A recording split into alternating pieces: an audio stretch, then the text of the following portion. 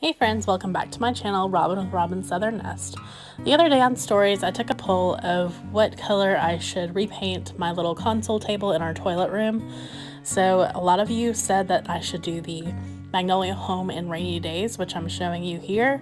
It's such a beautiful blue with a tinge of gray to it, but I wanted something a little bit more warm tone to go in our bathroom, since before this cabinet was on the cool side, like on a more like light gray. It just didn't go with our bathroom, so I painted it blue and I thought it turned out so cute.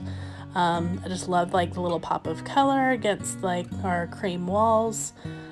Super easy. The paint was fabulous. Like, it is an eggshell finish, so you can obviously use this on walls as well.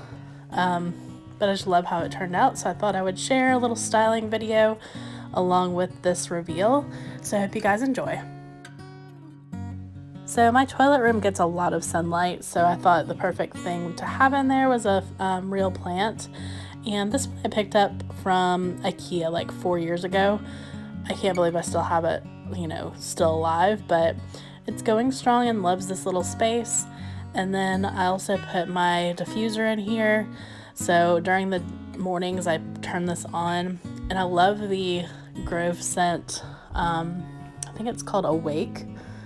I believe it's like a citrus blend.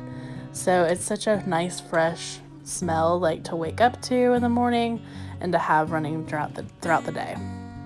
I also love having a room spray in a toilet room, so I like this one from Caldrea. It's the Sea Salt Neroli. I think I've mentioned it before. So that is all that I have in here. Of course, in the little drawers I just keep feminine products and other supplies for when you're in the restroom. So I hope you guys enjoyed this little video, and I hope you have a great Thursday.